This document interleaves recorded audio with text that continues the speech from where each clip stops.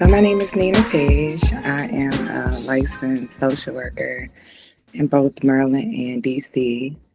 I've been practicing for about 13 years, mainly with individual therapy, family therapy, working with children and both adults between the ages of about 6 to about 65. I first started my social work career in foster care, and then from there I moved into child welfare and then the educational system. And between that, I've also been a therapist for about 13 years. Yeah, so back in high school, I took a career exam, and it kind of geared towards like that. I was good at like helping people. So from there, my mom was also a foster parent. So I had two foster brothers in middle school and both high schools. So I was able to see the dynamics of like social workers coming in and out of our home and engaging with the children that was in my home. So from there, I was just curious about the career and the profession. And I thought that will be something that I will be willing to do and willing to explore, just given the fact that I really just have a passion to help people and just see people like doing well and excelling to like their greatest like capacity. So that's why I really got into like the mental health and like the social work field. Okay. In my free time, I enjoy traveling. So I have a 15-year-old son, so I am very like involved in like his basketball and his extracurricular activities. I am also a foodie, so I enjoy visiting different restaurants. So that's something that I really enjoy doing as well. So that's like pretty much what makes me happy, what I enjoy doing. Well, I've been on a few. I've been to Turks and Caicos, and I really enjoy just the atmosphere, the culture. Aruba was a lot of fun. They say that that's the happiest place on earth, and I kind of believe them. Everyone was very kind. Jamaica was actually a really good trip too. I've gone there a few times with my friends, and I just really enjoy like those type of like cultures. So, yes. Yeah, so just been in the field for a while, I had to just like explore what I felt like my greatest strengths were. For me, I believe childhood trauma has been like my focus for some time now, as long with depression, anxiety, also life transitions. So helping like young adults and like midlife ages to just transition through different life situations, life transitions, events that may have occurred like throughout their life. So that has been a strong point for me as well as like family therapy, mainly with children and parents having to like facilitate and navigate through some of those transitions with like childhood and just middle age, like teenagers, like things like that. So those has been like my strongest points, I will say, when it comes to just like therapy. Yes, so I have experience in cognitive behavior therapy. I have explored that therapy for about 10 years. Also solution focused therapy. So that has been a therapy that I have utilized for more of like a short term therapy if like they're just trying to focus on specific goals initially in treatment. Um, I also have a certification in child centered play therapy. So that's really helpful for like elementary school children or children who don't have like stronger vocabularies, and it helps them to be able to express themselves as well as I recently got a certification in stand trade therapy about 3 years ago. And that's more helpful for like children who have like autism diagnosis or like has less communication skills to be able to like express themselves. So those have been like the therapies throughout the last few years I have focused mainly on with my clients. So even with diversity, I feel like it's important to have some type of knowledge of the culture or the religion or just any diversity. I feel like we live in an area, especially like within the United States, where we all come from like different cultural backgrounds, different ethnicities, and different religions. So one thing that I try to just like maintain is just understanding different cultures, different transitions, and just also just understanding, just being able to like give them respect and also like meeting clients where they are in order to move forward in treatment and really just exploring that if there is any type of like cultural barriers or religious barriers or things of such nature, just to have knowledge of how to work with my clients to best be able to serve them even when we do come from like different cultures and things like that. So just being sensitive to the diversity and the needs of clients and always like just putting like their cultural backgrounds and differences on the forefront and knowing that this is something that can just impact like treatment and how their views and how like they have been raised as well. I know that when I'm making progress with clients, I reflect and I ask, and I will ask them, I was like, for example, I'm like, hey, like, like, how do you feel like your sessions have gone? Like, do you feel like you've learned anything? Do you feel like that you're making progress?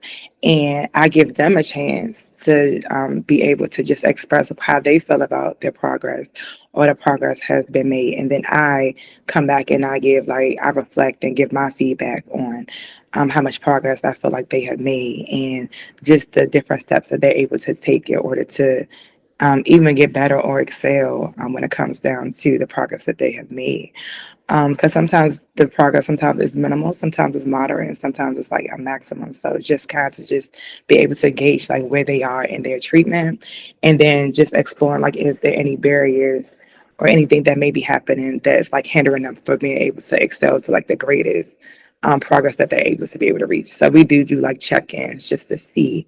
Um, and sometimes it's not every session. Sometimes it may be every other session. Sometimes it may be once a month towards the end of the session.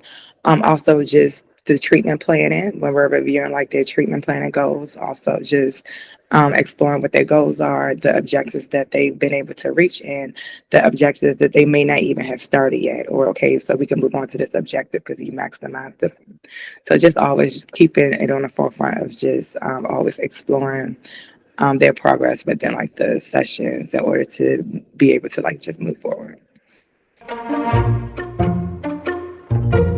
Typically, I find my therapeutic approach in general. Um, Initially, it's always just kind of like just building rapport and just kind of talking to the clients to try to figure out what their needs might be initially and what their expectations are for their sessions. From there, then I'm able to have like create a greater plan for them to try to figure out what needs to happen or what needs to be done or what they feel like may need to happen or may need to be done for them to be able to reach like their goals or to be able to meet whatever goal that they came in or whatever problem or challenge they may came in initially to be able to move forward with their sessions. So I really try to just like build rapport with them, also engage them to figure out what they feel like their needs might be, and then try to create a plan and goals that will fit their needs in order to be able to help them to reach their goals, to be able to terminate therapy altogether. Yeah, so that's a big one. I feel like so initially, like being a therapist, that's something that I had to explore within myself to figure out different things that would make me happy. Because you're right, like there are times and challenges where sometimes you may just be going through your own situations and, trying to just navigate like your clients and your personal life as well. So one thing I've done is self-care has become very important. And I feel like within the last couple of years in mental health, they really have stressed just taking a moment and just really tuning into like your own needs. So for me, again, like traveling is something that I've been able to do when I'm able to go. Also, sometimes I'll go to the spa. So the spa has helped me to just kind of just debrief from just like things that I may be just like experiences overall, and just kind of just checking in myself and checking in my temperatures to know when I may just need a moment. And then that just goes to just explore, like maybe I just need to spend a day by myself, like just getting into myself, like tending to my mental health, maybe reading a book, taking myself out on like to a restaurant, like a solo restaurant, just being able to think things through. Sometimes being around friends have been helpful for just getting around friends and just being able to just talk and just have a good time. And cooking has been very helpful for me too. So sometimes I will just like get in the kitchen and make a few meals, and that's just been helpful for me to just maintain my balance, to be able to show up for like my clients in the greatest way possible that I'm able to and that I can. I think I'm very like personable. A lot of times, like I think sometimes initially, like clients have anxiety just coming into therapy, like not knowing what to expect, or sometimes just what they've heard from others and like the negative like connotations about people going to therapy in general. So I try to just be personable with like relating to clients, and I think honesty has got me a long way. When it comes down to just being able to like just maintain like my clientele, I think I'm like very honest and very realistic about just the challenges and the goals. And also just like I feel like I always come with like a calm approach. I try to um, have my clients like come to a place where they feel like they could trust me to be able to talk about various things, and knowing that it's not coming from a judgmental perspective, and that like I'm here to support them and guide them even if the situation may be tough or challenging to be able to even express. So I think that that has really been able to just like set me aside from a lot of other therapists, just them just knowing that like I'm here to support you, and like I'm not coming from any type of judgment or anything like that. Yes. Well, so initially, I found the information on Indeed, and I was just intrigued with the different like states of where the agency has serviced different clients in different states. And then, like, I know that they have a mentor program, which a lot of like other agencies has kind of like gotten away from a little bit.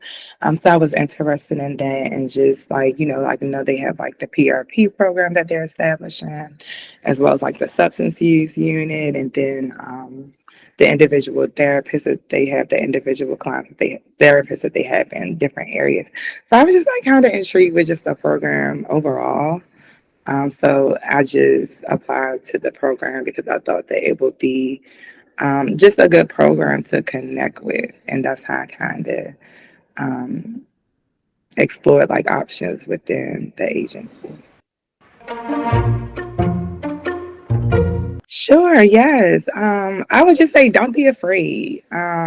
Sometimes I think trying new things can bring anxiety, and I would say that just try it out and see. And sometimes with therapy, initially you may not find the therapist that might meet your needs. Sometimes it's like shopping, like going shopping. You may not, like one size doesn't always fit all.